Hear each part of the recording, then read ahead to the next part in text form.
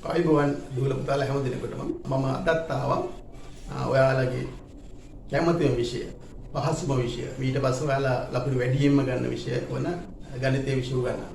හොඳයි අද මම ඔයාලට කියලා දෙන්නේ බීජ ගණිතයේ අපි බීජ ගණිතයේ මේ වෙනකොට වීඩියෝ දෙකක් දාලා තියෙනවා බලන්න නැති බීජ ගණිතයේ පාඩමේ තුන්වෙනි වීඩියෝ එකට තමයි අද ඇවිල්ලා තියෙන්නේ. මේක කරන්නේ ඇත්තටම 7 වසරේ බීජ ගණිතයේ කොටස්. ඉතින් මේකෙත් අපිට කරන්න තියෙන්නේ බීජීය ප්‍රකාශන ගොඩනැගීම සහ ආදේශය. ඉතින් මේක හුඟක් දුරට කරනවා. දෙවෙනි වීඩියෝ එකෙන් අපි කරේ සාමාන්‍ය සරල ගණන් ටිකක් තමයි කරේ. ඉතින් මේ වීඩියෝ එකේ අපි හුඟක් 7 වසරේදී බීජීය ප්‍රකාශන ගොඩනැගීමක් එහෙම කරනවා. ආදේශ කරේ බීජීය ප්‍රකාශන වල අගය සෙවීම. මේ දැන් කරන්න තියෙන අද වැඩිපුර කියන්නේ. ඒ බීජීය ප්‍රකාශන ගොඩනැගීම කියන්නේ. බීජීය ප්‍රකාශන ගොඩනැගීම ඔයාලා මම ගිය වීඩියෝ එකේදී කියලා දුන්නා. කොහොමද බීජීය ප්‍රකාශන ගොඩනගන්නේ? අපි සරල ඒවා ගිය පාර කරා. ඉතින් ඒකදී අපි ඉගෙන ගත්තා නියත අඥාත සහ විචල්්‍ය කියන දෙක. මේවට තමයි අපි නියත අඥාත වලටයි විචල්්‍යයන් වලට තමයි අපි බීජීය සංකේත යොදන්නේ. එනේ නියතයක් කියන්නේ අපි හරියටම දන්නවා මේ ගානක් නියත නිශ්චිත අගයක් තියෙනවා. නමුත් ඒ අගය අපි දන්නේ නැහැ. අපි කියමු ගෙදරකට කිලෝලීටර් ප්‍රමාණයක් ගෙනනවා. නිතරම කිලෝලීටර් ප්‍රමාණයක් ගෙනත් දෙන එකම ප්‍රමාණයක් ගෙනත් දෙන හැමදේම. මොකද අපි දන්නේ ඒ කොච්චරද ප්‍රමාණය කියලා. ලීටර් දෙකක්ද ලීටරයක්ද කොච්චරද කියලා දන්නේ. එහෙමනම් අපි ඒකට අපි කියනවා නියත අඥාතයක් කියලා. ඊට පස්සේ තව එකක් කියන්නේ ඒතර අපි ගත්තොත් කඩේක දවසේ ආදායම. අපි ගිය පාර වීඩියෝ එකේදී අපි එහෙම ගානකුත් හැදුවා. දවසක දිනකදී කඩේක ආදායම. අද රුපියල් 500ක් වෙන්න පුළුවන්, හෙට 1500ක් වෙන්න පුළුවන්. අනිත් දවසේ අපි ගණන දන්නවා. නමුත් මේක වෙනස් වෙනවා. මෙතෙන්දී අපි ගාන දන්නවා. අද හම් වෙන ගාන දන්නවා කඩේදී රුපියල් 500යි. හෙට මේ ඊයේ හම් වෙච්ච දවසත් ගානත් අපි දන්නවා. රුපියල් 1500යි. නමුත් හෙට හම් වෙන ගාන අපිට හිතා ගන්න බෑ කොච්චරද කියලා. ඒ වගේ එහෙම ගණන දන්නවා. නමුත් මේක වෙනස් වෙමින් යනවා නම් අපි ඒකට කියනවා විචල්්‍යයන් කියලා. ඒතර විචල්්‍යයන් වලටත් අපි බීජීය සංකේත යොදනවා. ඉතින් අපි දැනගත්තා බීජීය සංකේත වලට අපි යොදන්නේ ඉංග්‍රීසි හෝඩියේ සිම්බල් අක්ෂර. ඒ ඉඳන් ඉස්සර වෙනකන් ඕනම අක්ෂරයක් යොදන්න පුළුවන්. ඒක තමයි අපි සාමාන්‍ය සම්මතයක් විදිහට අරගන්නේ. ඉතින් මේ වගේ බීජීය සංකේත දාගෙන තමයි අපි බීජීය ප්‍රකාශන ගොඩනගන්නේ. මේ බීජීය ප්‍රකාශන ගොඩනගලා ඒ බීජීය ප්‍රකාශනයේ x හරි y හරි එහෙම දාලා ලොකට නගාපු ඒ අගය හොයන එක තමයි අපි ආදේශය කියන්නේ. මේක මම සරලව මම ගිය වීඩියෝ එකේදී කරපුවා සරලව කියලා දුන්නේ.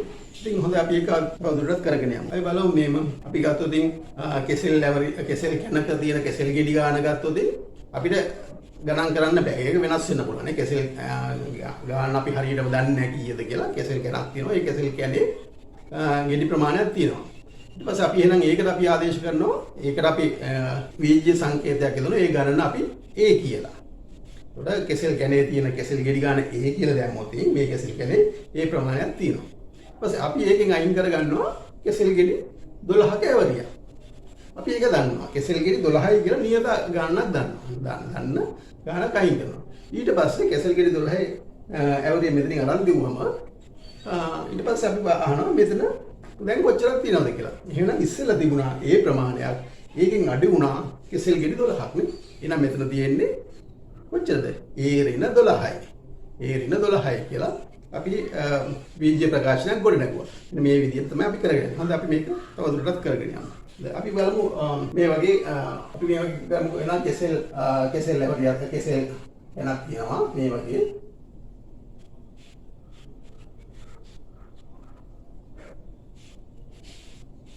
මේ කෙසෙල් එකක් තියෙනවා කියමුකෝ.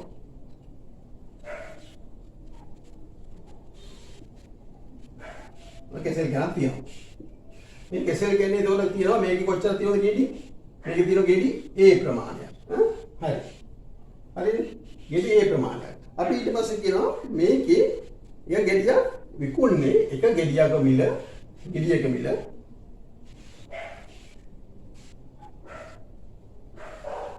රුපියල් 8යි. හරි රුපියල් 8යි. හරි දැන් මේ එක ගෙඩියක මිල රුපියල් 8යි. ගෙඩියක මිල රුපියල් 8යි නම් මේ මුළු කැනම විකුණුනොත් අපිට රුපියල් කීයක් ගන්න පුළුවන්ද? එහෙමනම් ඒ ගාන මොකද වෙන්න ඕනේ? ඒ වලින් වැඩි කරන්න ඕනේ. ඒ වලින් වැඩි කරන්න ඕනේ. අපි කියමු එක කෙසෙල් ගෙඩියක් රුපියල් 8යි නම් කෙසෙල් ගෙඩි දෙකක් කීයද? 8 වැඩි කිරීම 2නේ. කෙසෙල් ගෙඩි 3ක් කීයද? 8 වැඩි කිරීම 3ක්. එහෙනම් ඒ ප්‍රමාණයක් කීයද? එහෙනම් කෙසෙල් ගෙඩි මේ කෙසෙල් කියන්නේ මිල තමයි රුපියල් 8 වැඩි කිරීම A. මේකේ මිල. හරිද? එනි මේක තමයි මේ කෙසෙල් කියන්නේ මිල. එහෙනම් රුපියල් 8 ගානේ කෙසෙල් ගෙඩි A ප්‍රමාණය. ඒක තේරුණා නේද? එහෙමනම් මෙන්න මේකට අපි කියනවා මොකද මේක නියතාකයක් නේ. 8 කියන්නේ නියතාකයක්. මේ කෙසෙල් කියන්නේ මිල. ඒකට අපි බලමු මෙහෙම බත් පැකට් ඔයාලේ බත් පැකට් විකුණනවා. බත් පැකට් විකුණනවා කියලා කියමු.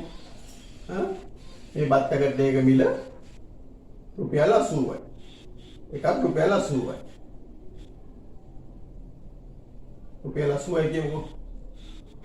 දැන් නම් රුපියල් 80 බත් නැහැ නේ බත් පැකට්. කවන්නේ අපි රුපියල් 80යි කියලා මේ අපි දාමු රුපියල් 80යි කියලා. දැන් බත් පැකට් ඔක්කොම තිබුණා මේ වගේ තව මෙන්න බත් පැකට් තියෙනවා. බත් පැකට් ඔක්කොම x ප්‍රමාණයක් තිබුණා. බත් පැකට් x ප්‍රමාණයක් තිබුණා. එහෙමනම් රුපියල් 80 ගානේ බත් පැකට් x ප්‍රමාණයක් තිබුණාම කීයක් හම්බ වෙනවද? එහෙනම් මේක මොකක්ද වෙන්නේ? මේක වැඩි කරන්න ඕනේ 80 වැඩි කිරීම x නේ. එහෙනම් මේක ලියනවා 80 වැඩි කිරීම x කියන එකට අපි මේ වැඩි කිරීම ලකුණු දාන්න නැතුව ලියනවා 80y x කියලා. හරිනේ? එහෙම ලියනවා. මෙතන 8 වැඩි කිරීම a වලට අපි ලියනවා 8යි a කියලා. හරිනේ? එහෙම මේ වැඩි කිරීම ලියන්නේ. එතකොට අපි දන්නවා 8යි a කියලා තිබුණොත් වෙන්නේ මොකද්ද? මේ කියන්නේ 8 වැඩි කිරීම a කියන එකනේ. හරි. 5යි c කිව්වොත් මොකද්ද? 5 වැඩි කිරීම c. දැන් තේරුණා නේද? එහෙනම් ඒකත් හරියටම දැනගන්න. අපි ලියන විදිය. අපි හරියටම තේරුම් ගන්න ඕනේ 4යි x කිව්වොත් මොකද්ද තියෙන්නේ? මේ මොකද්ද මේ වෙලා තියෙන්නේ? 4 වැඩි කරලා තියෙනවා x ගේ. හරි? 5යි t කියලා තිබුණොත් මොකද්ද? මේක කියන්නේ 5 වැඩි කරලා තියෙනවා t වගේ. මේක ඉලක්කමක්. මේක ඕන ගානක් එන්න පුළුවන්. ඒක දැන් මම පස්සේ මේ 5 වැඩි කරන්න තමයි තියෙන්නේ. So 5යි 4යි x අපි ලියන්නේ පහසුවට මේ වැඩි කිරීම නැතුව 4යි x 5යි t 3යි y 2යි r මේ විදිහට තමයි ලියන්නේ. ඒක 2 වැඩි කිරීම r 3 වැඩි කිරීම y. හරි. අපි බලමු මෙන්න මේ මේක දීලා තියෙන නිදර්ශන බලමු. අගය නොදන්නා සංඛ්‍යාව දැක්වීමට m සංඛ්‍යාව යොදයි. එහෙම අගය නොදන්නා සංඛ්‍යාව තමයි සංඛ්‍යාව අපි ලියන දේ සිම්පල් m වලින්. හරිනේ? සිම්පල් m වලින්. ඊට m සංඛ්‍යාව මේ 3 ගුණයක් විශාල සංඛ්‍යාව ලියන්නේ. එහෙනම් පළවෙනි එක කියන්නේ මොකද්ද? m වගේ 3 ගුණයක් විශාල සංඛ්‍යාව මොකද්ද? m වගේ. එහෙනම් ඒක 3යි m නේ. 3යි m. නැත්නම් 3 ගුණයක් විශාල සංඛ්‍යාව කියන්නේ 3 වැඩි කිරීම m නේ. ඒ කියන්නේ 3යි m. 3යි m. හරිනේ? ඊගාට අහනවා දී ඇති සංඛ්‍යාව මෙන් දෙගුණයකට වඩා 15කින් විශාල වන සංඛ්‍යාව ලියන්න. දී ඇති සංඛ්‍යාවෙන් දෙගුණයකට වඩා 15ක් විශාල සංඛ්‍යාව. එහෙනම් දී ඇති සංඛ්‍යාව මොකද්ද? දී ඇති සංඛ්‍යාව m. මේ වගේ දෙගුණයකට වඩා එහෙනම් මේක දෙගුණය මොකද්ද? දෙගුණය කියන්නේ 2යි m. හරිනේ? දී ඇති සංඛ්‍යාව m දෙගුණය කියන්නේ 2යි m. ඒකටත් වඩා 15ක් වැඩි. එහෙනම් 2යි m ටත් වඩා 15ක් වැඩි. එහෙනම් මොකද වෙන්න ඕනේ? මේකට එකතු කරන්න ඕනේ තව 15. දී ඇති සංඛ්‍යාවේ දෙගුණයට වඩා 15ක් වැඩි සංඛ්‍යාව. 2යි m ධන 15. තේරුණා නේද? කියන විදිය. ඒක අපි හරියට තේරුම් ගන්න. එහෙනම් දී ඇති සංඛ්‍යාව m ඒකේ දෙගුණය 2යි m ඊට වඩා 15 වැඩි කියන්නේ ධන 15. ඒක තමයි දෙවෙනි එක උත්තරය. හොඳයි අපි මේ අභ්‍යාස බලමු 12.1 අභ්‍යාස දෙන්නේ මොකද්ද? මේක දෙනවා ඇපල් ගෙඩියක මිල රුපියල් a ලෙස. එහෙනම් ඇපල් ගෙඩිය මොකද්ද? ඇපල් ගෙඩියක මිල කීයද? ඇපල් ගෙඩියක මිල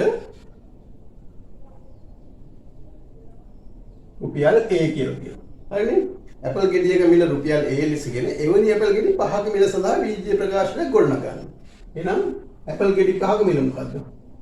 ඇපල් ගෙඩි 5ක මිල කොච්චරද? මේක 5න් වැඩි කරන්න ඕනේ. එහෙනම් ඒක අපි ලියනවා 5 වැඩි කිරීම කියන්නේ 5යි A. හරිනේ? එහෙනම් ඔන්න ඒක තමයි පළවෙනි ගාන උත්තරේ. දෙවෙනි එක පළවෙනි ගාන දෙවෙනි කොටස අන්නාසි ගෙඩියක මිල ඇපල් ගෙඩි 5ක මිලට වඩා රුපියල් 10කින් වැඩි නම්. දෙවෙනි එකේ කියලා තියෙනවා අන්නාසි ගෙඩියක මිල ඇපල් ගෙඩි 5ක මිලට වඩා රුපියල් 10කින් වැඩි නම් අන්නාසි ගෙඩියක මිල සඳහා රුපියල් A ඇසුරින් බීජ ප්‍රකාශනයක් ගොඩනගන්න. එහෙනම් මෙන්න මේ A අකුර දාන්න ලියන්න. එහෙනම් 5ක අන්නාසි ගෙඩියක මිල කොහොමද ඉන්නේ? අන්නාසි ගෙඩියක මිල අන්නාසි ගෙඩියක මිල එන්නේ කොහොමද? ඇපල් ගෙඩි 5ක මිලට වඩා ඇපල් ගෙඩියක මිල ඒනේ ඇපල් ගෙඩි 5ක් කියන්නේ 5යි. ඇපල් ගෙඩි 5ක මිලට වඩා කීයද වැඩි? අන්නාසි ගෙඩියක මිල ඇපල් ගෙඩි 5ක මිලට වඩා රුපියල් 10කින් වැඩිලු. එහෙනම් තවත් මේකට එකතු වෙන්න ඕනේ රුපියල් 10ක්. අන්න 5යි A ධන 10 තමයි අන්නාසි ගෙඩියක මිල වෙන්නේ. හරි? අන්නාසි ගෙඩියක මිල මේ ඇසුරෙන් ලියන්න එක විදිහට. ඒක අන්නාසි ගෙඩිය මිල තමයි මේ ලිපි. හරි නේද? ඔබ සරලයි නේද? අපිට තේරුම් ගත්තා නම් මේ කියන්නේ මොකද්ද කියලා තේරුම් ගත්තා නම් අපිට ප්‍රකාශනය ගොඩනගන්න පුළුවන්. හොඳයි. ඊගාව ගන්නට යම් බලන්න. ඊගාව ගන්න බලමු අපි.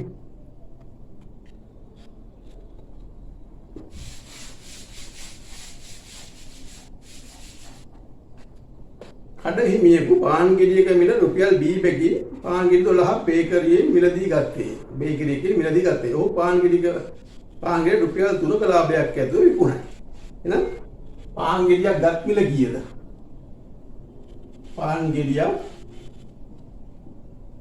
ගත් මිල කීයද? බේකරියෙන් එයා ගත්තා රුපියල් B කියන ගානනේ. ඔන්න රුපියල් B වලට තමයි ගත්තේ.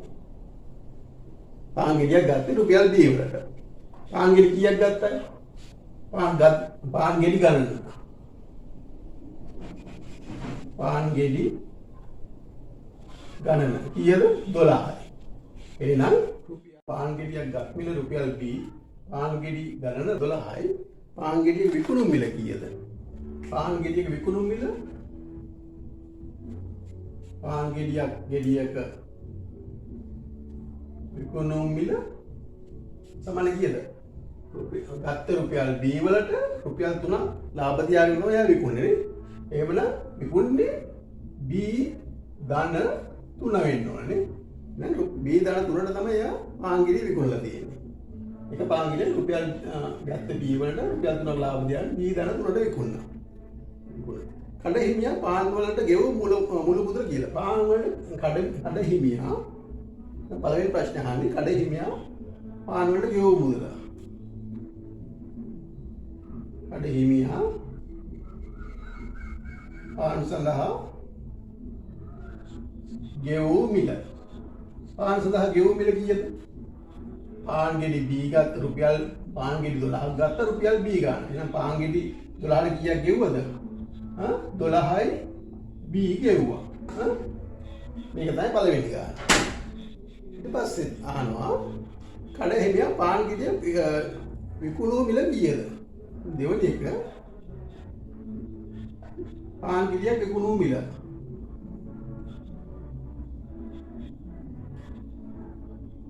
විකුණු මිල කීයද? පාන් ගෙඩියක් විකුණු මිල අපි බලමුනේ B ධන 3යි කියලා නේ. පාන් ගෙඩියක් විකුණන්නේ B ධන 3 ගාන. හරිනේ? මේක පළවෙනි එක මේක B ධන 3ට විකුණනවා. හරි. තුන්වෙනි එනවා කඩේට පැමිණ අයෙකු පාන් ගෙඩි සහ කිලෝග්‍රෑමයක මිල රුපියල් 80ක් වූ සීනි ග්‍රෑම් 500ක් මිලදී ගැනීමට ගෙවූ මුළු මුදල කීයද? ඔය තුන්වෙනි ගාන යන වෙනම කතාවක්. තුන්වෙනි එකේ අහන්නේ කඩේට ආව එක්කෙනෙක් පාන් ගෙඩියකුයි කිලෝග්‍රෑමයක් රුපියල් 80ක් වුණු සීනි ග්‍රෑම් 500ක්. එහෙනම් සීනි කිලෝග්‍රෑමයක් කීයද? සීනි කිලෝග්‍රෑමයක් රුපියල් 80යි. එහෙනම් සීනි ග්‍රෑම් 500ක් කීයද? කීයද? ඒකෙන් භාගයක් නේ. සීනි කිලෝ එකක් රුපියල් 80 නම් 1 කිලෝ එකක් සමානයි රුපියල් 80යි. එහෙනම් කිලෝග්‍රෑම් භාගයයිනේ. දැන් 500ක් කියන්නේ. එහෙනම් මේකේ භාගයයිනේ 80 භාගයයිනේ. එහෙනම් කීයද? 40යි. එහෙනම් ගෙවල් තියෙනවා යා කීයද? රුපියල් 40කුයි සීනි වල රුපියල් 40ක් ගෙවුවා. පාන් ගෙඩියට ගෙවනවා රුපියල් කීයද? බීද බීදන 3ද ගෙවන්නේ යා. මෙයා ගෙවන්නේ බීදන 3ක් නේද? එහෙනම් ඒක අපි වරහන් දාලියු බී ධන 3 කියලා. මෙන්න මෙච්චර මුදලක් තමයි යා ගෙවන්නේ. රුපියල් 40කුයි ධන බී ධන 3යි. දැන් අපි මේක සුළු කරන්න පුළුවන්. එහෙනම් මේක 40යි ධන ලකුණ ලියලා මේ වරහන් ඉවත් කරනවා. ධන වරහන් ඉවත් කරනකොට මුකුත් සිද්ධියක් වෙන්නේ නැහැ. එතකොට බී ධන 3ම තමයි. හරිද? වෙනසක් වෙන්නේ නැහැ. වරහන් ඉවත් කරනවා කියලා. එහෙමනම් ඊට පස්සේ මේ එක සමාන ඉලක්කම් දෙක එකතු කරනවා. මේ 40යි 3යි එකතු කරන්න පුළුවන් නේ. එහෙනම් 40යි 3යි එකතු කරාම 43 ධන b. එහෙනම් යා ගියෝ ගාන තමයි 43 ධන b. මේ ධන තිබුණොත් මේම ලියන්න ඕනේ. වැඩි කිරීමක් තිබුණොත් විතරයි අපි මේක ලියන්නේ නැත්තේ. හොඳද? හොඳට මතක තියාගන්න. ධන ලකුණ තිබුණොත් ඒ ධන ලකුණ හරි ඍණ ලකුණ හරි අනිවාර්යයෙන්ම ලියන්න ඕනේ. වැඩි කිරීමක් තිබුණොත් විතරයි මේ 12යි b කියලා. මේ වැඩි කිරීමක් විතරයි 12යි b කියලා. b ධන 3 කියලා ලියුවොත් ධන ලකුණ ලියන්න ඕනේ. මේක එකතු කිරීම. මේක වැඩි කිරීම. හරිද? ඒක හොඳට මතක තියාගන්න. මෙතනක් තියෙන එකතු කිරීම. 43ට b එකතු කරලා තියෙනවා. හරිද? එයා තුන්වෙනි එක එයා මේ මුදලාලට ගෙවලා තියෙනවා. රුපියල් 43 ධන b ප්‍රමාණයක් තමයි ගෙවලා තියෙන්නේ. හරි.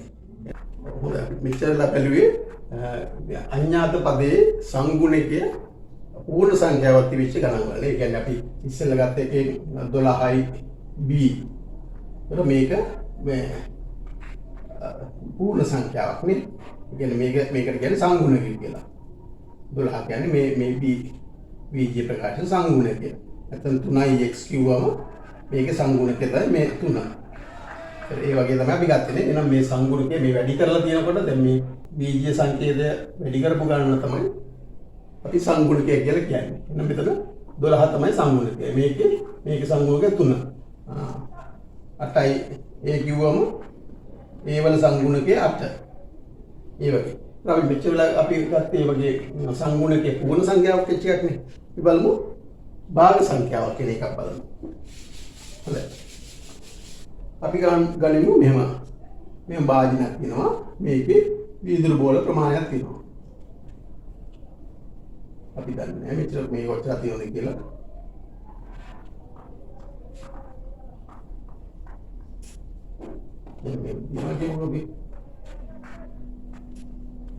මේ ගණන් කරගන්න බැරි ප්‍රමාණයක් තියෙන මේ. ගණන් කරන්නේ අපි. මේකේ බැලේ කොහොමද කියලා මේම තියෙනවා. එතකොට මේකේ තියෙන ප්‍රමාණය අපි x කියලා ගනිමු. මේකේ x කියලා තියෙන ප්‍රමාණය. අපි මේ x ප්‍රමාණය සමානව තුනකට බෙදනවා. සමානව තුනකට බෙදනවා. එතකොට මේකටත් දාන බෝල ප්‍රමාණයක්. මේකටත් බෝල ප්‍රමාණයක් දානවා සමානව බෙදලා දානවා. එතකොට මේකේ තියෙන ප්‍රමාණය කොච්චරද? මේක කොච්චර තියෙනවද? x අපි කීයකට බෙදලා තියෙනවද? x බෙදලා තියෙනවා 3කටනේ. x බෙදීම 3. මේකේ x බෙදීම 3ක් තියෙනවානේ. මේකෙත් තියෙනවා x බෙදීම 3යි.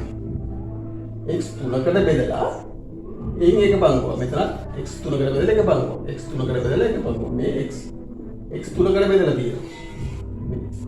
මේ විදිහට මේ ප්‍රමාණය.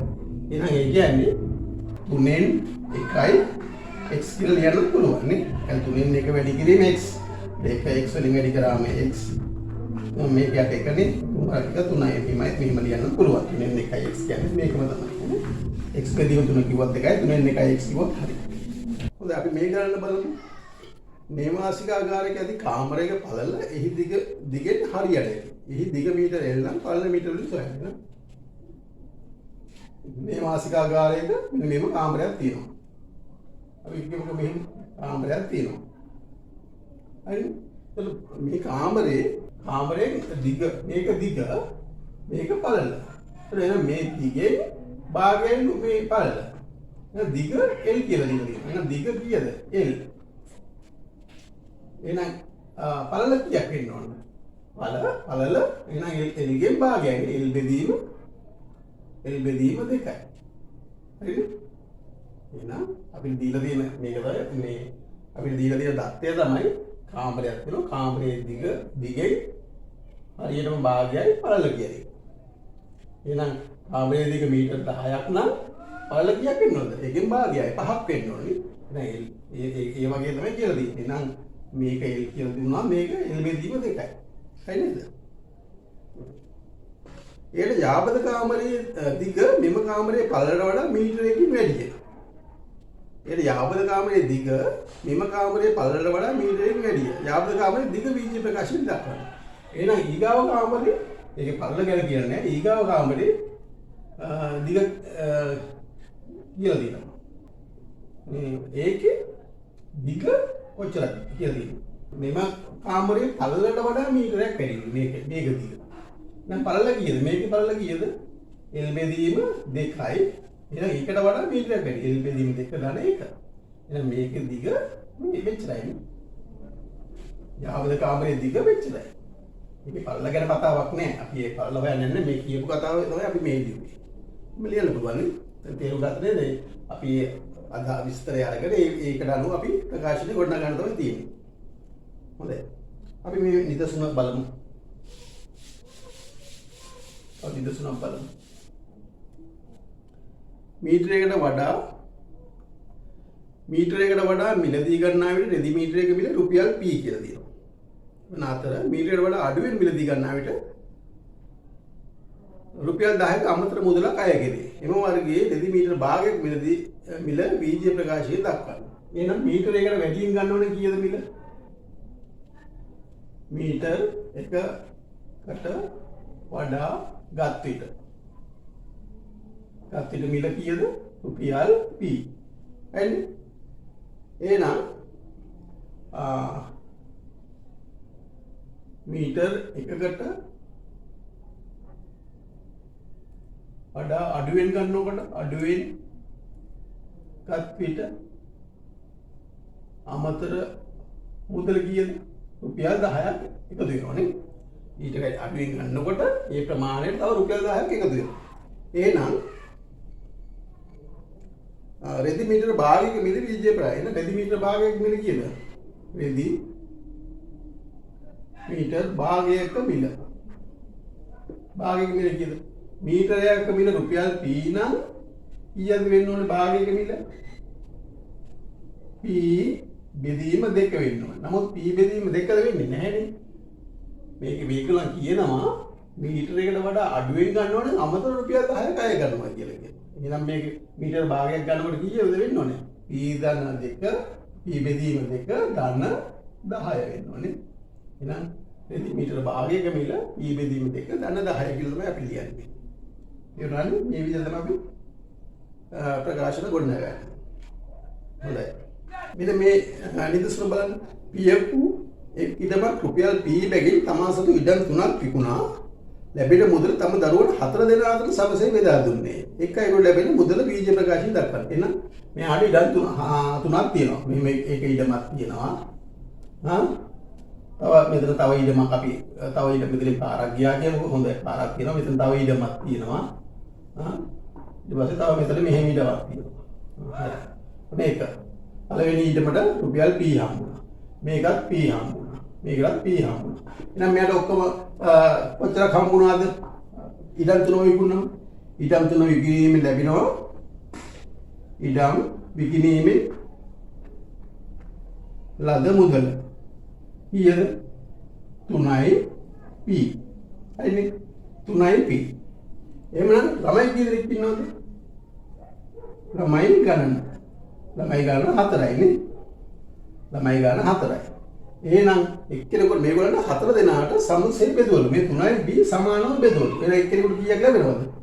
3p 4න් බෙදලා එක කොටසක් නේ එක්කෙනෙකුට ලැබෙන්නේ. එහෙනම් එකයිකුට ලැබෙන ප්‍රමාණය මුදල අයෙකුට ලැබෙන මුදල සමානයි කීයද? 3p බෙදීම 4. ඊළඟ ඒ විදිහට තමයි හදන්න වෙන්නේ ගොඩනගන්න වෙන්නේ. මේක 4 ළමයි 4 දෙනෙක් ඉන්නවා. සම්පූර්ණ ලැබුණ අයට 3p තමයි 4 දෙනාට බෙදුවා 3p 4ෙන් බෙදුවම එක්කෙනෙකුට ලැබෙන්නේ මේ ප්‍රමාණය. 3p බෙදීම 4 කියලා.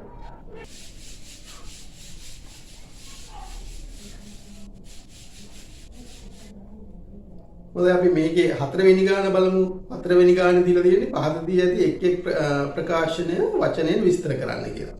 එතකොට 5යි ඍණ 8 කියන එක කියලා තියෙනවා.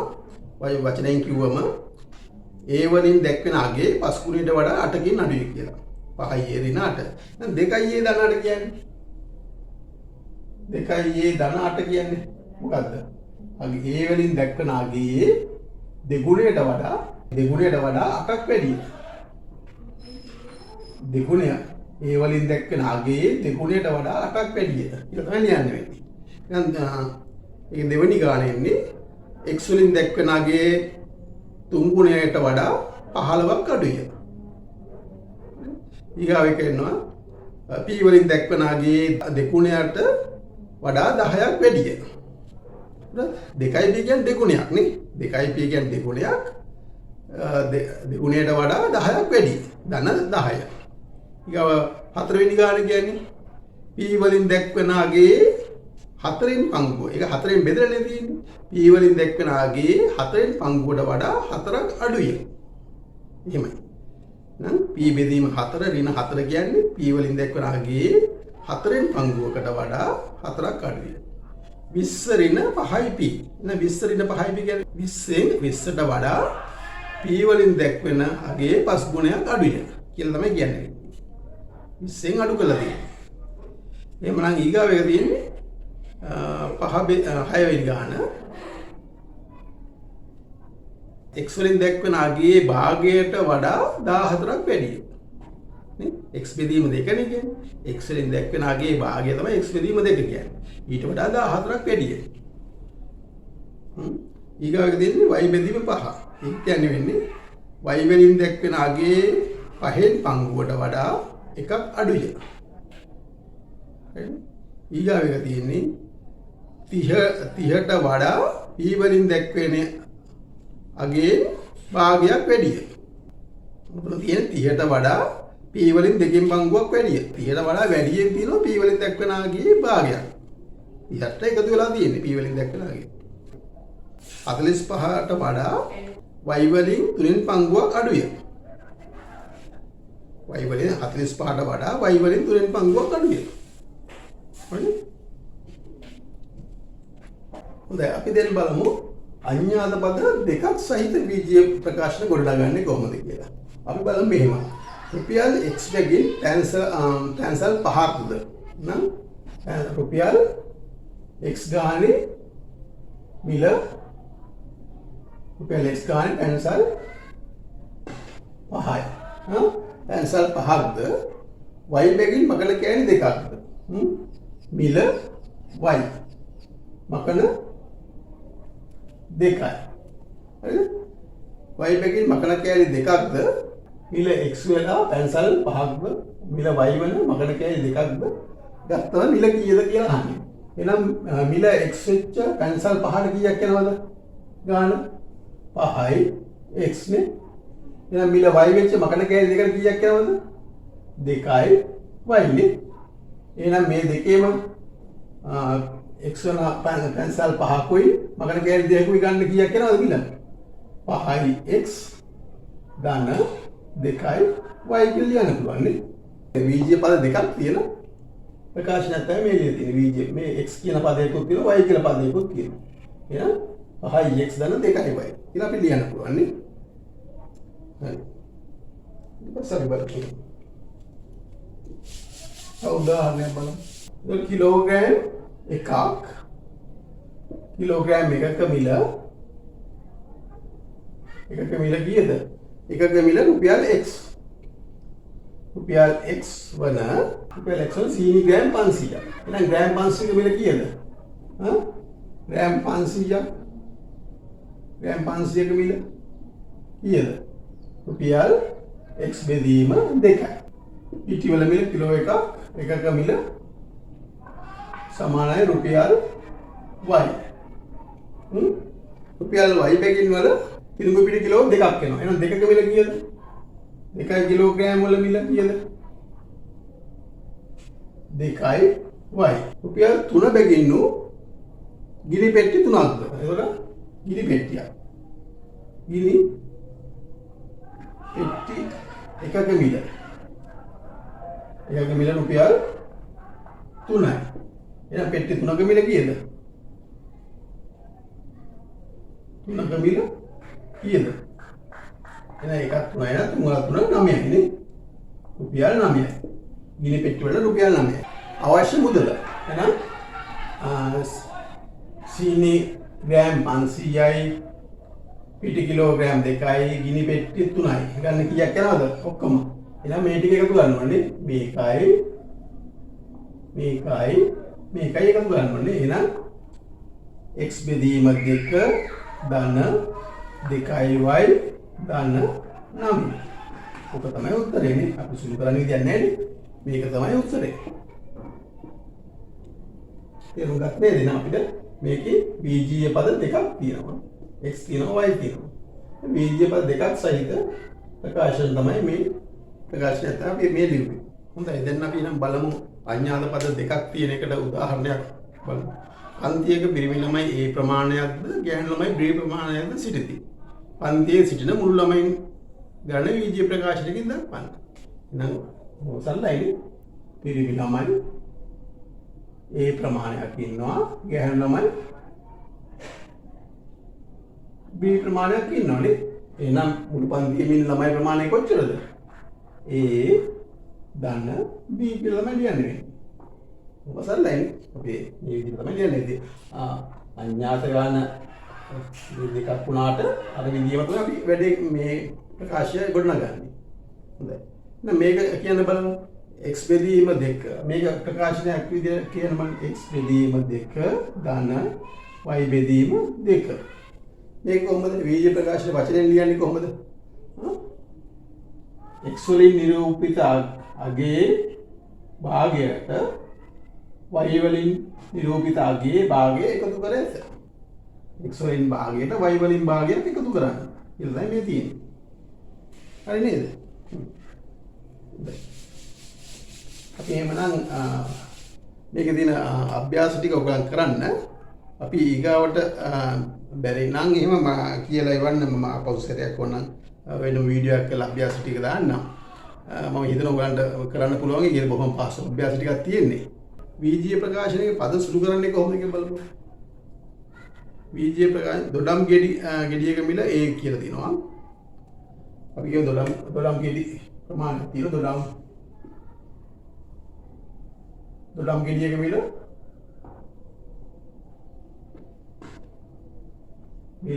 කියලා තියෙනවා. හරිද? දොඩම් ගෙඩි A තියෙනවා. එතකොට මෙතන හොඳයි. මෙතන දොඩම් ගෙඩි මේක නිමල් ගන්නවා. හරිද? නිමල් ගාව මෙච්චරක් තියෙනවා. නිමල් මෙච්චර ප්‍රමාණයක් ගන්නවා. හරිද? ඊට පස්සේ මෙයා හොඳ දීපානි ගන්නවා මෙච්චර ප්‍රමාණයක්.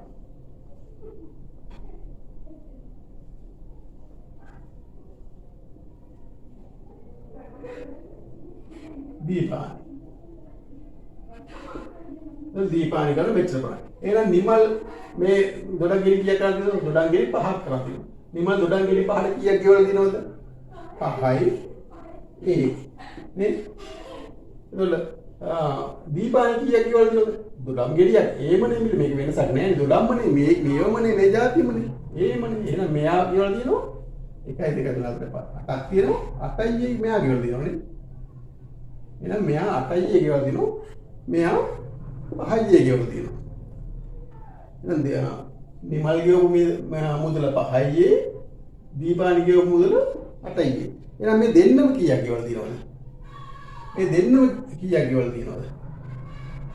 මේක කියන්නේ මේක එකතු කරන්න ඕනේ මේකනේ මේ දෙන්නම නම් මේක එකතු කරන්න ඕනේ 5යි a ධන 8යි a ඊයද මේක නිකන් අපි මේක ගැන හිතන්නේ නැතුව සාමාන්‍යයෙන් බලමුකෝ වෙන 12 ගෙඩි කියන්නේ 1 2 3 4 5 6 7 8 9 10 11 12 13ක් තියෙනවා මේගොල්ලන් ගෙවල් තියෙන්නේ 13යි නේ 13යි ඒ 12 ගෙඩි 13යි රුපියල් ඒ ගානේ ඔක්කොම කියලා තියෙන 13යි ඒ ප්‍රමාණයක් නේ 13යි ඒ බලන්න මේ දෙක එකතු කරාම 8යි 5යි එහෙනම් මොකද වෙලා තියෙන්නේ මේක 13 එතන මේක සමාන වෙන්න ඕනේ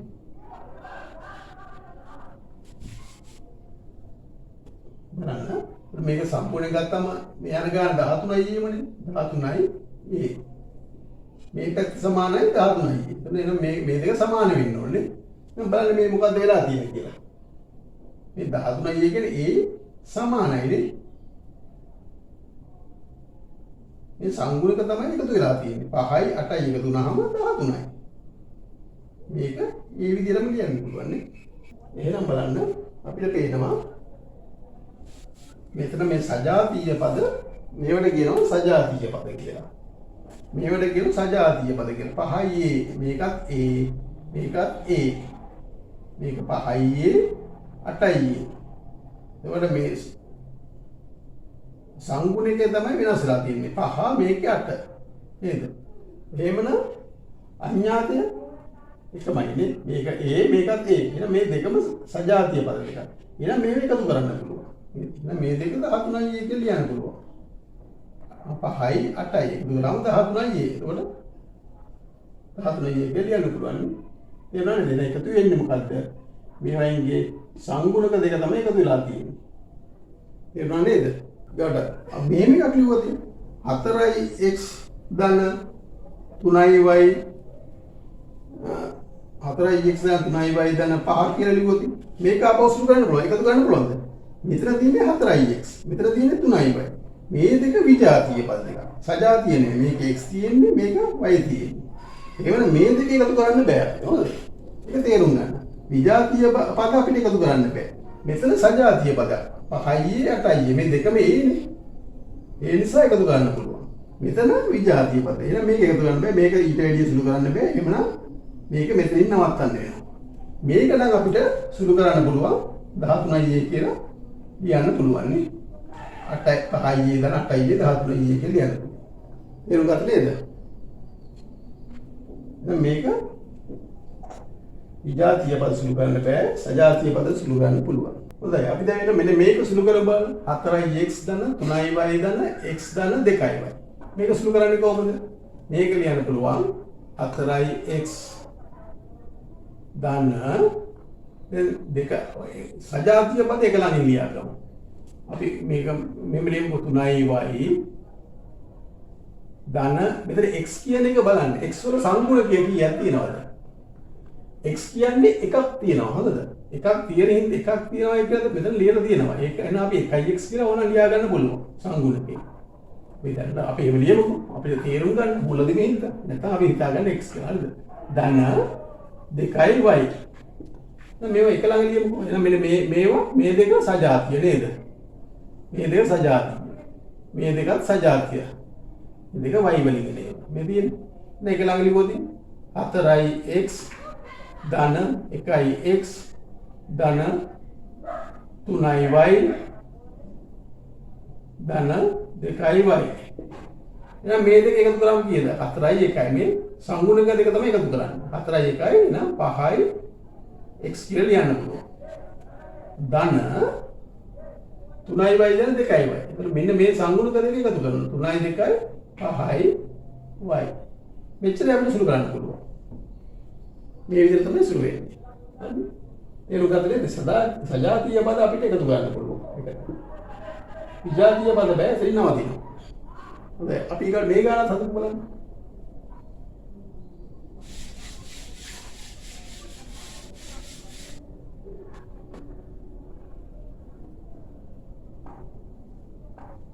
10යි p ධන 4යි k ධන p ඍණ k.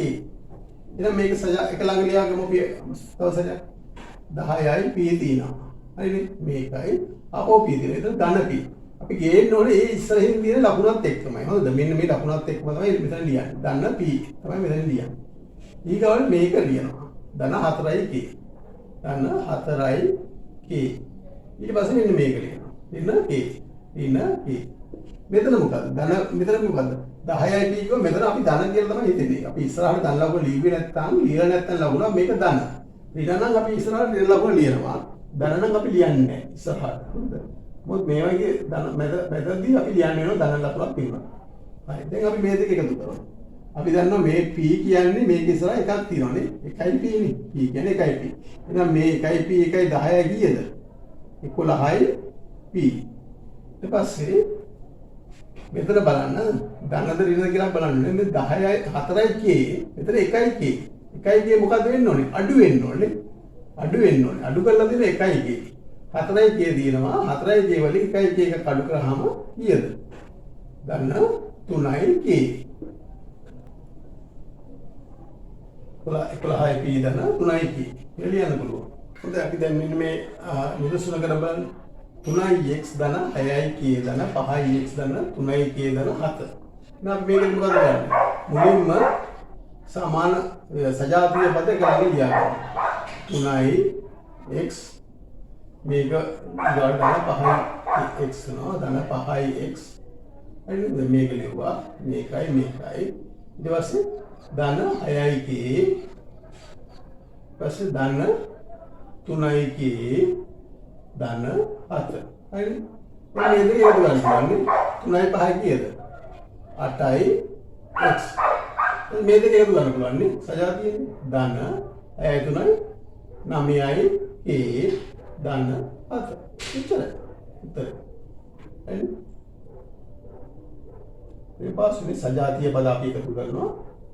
විජාතිය පද අපි එකතු කරන්න බෑ. හොඳයි ඊගාව තව ගණනක් හදන්න. ඒක දෙන්නේ 5යි a ධන. හරි 5යි a ධන b ධන 8 ධන 3යි a ඍණ b ඍණ 5.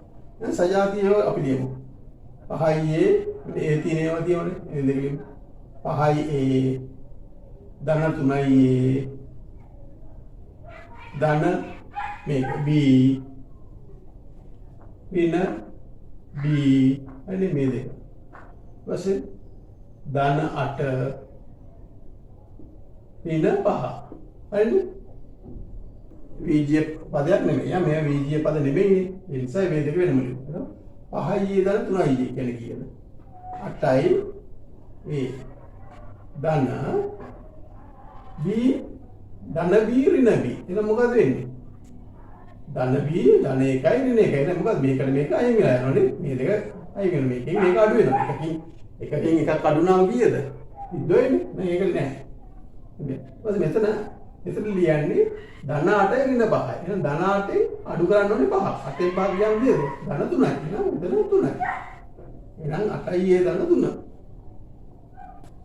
මේක උත්තරය 8යි a ධන 3. හරි නේද? හරි. මම හිතන්නේ අදට ඇති මම හිතන්නේ උගක් දේවල් අපි කරගෙන ගියා. වීඩියෝ උගක් දිග වෙනවනේ. ඒ නිසා මම මෙතන නවතුණා. මොකද ඒක එක දිගට ඔයගලන්ට ග්‍රහණය කරගන්න තමයි ඒ කම්මැලි හිතේ. ඒ නිසා මම අද නවත්තනම්.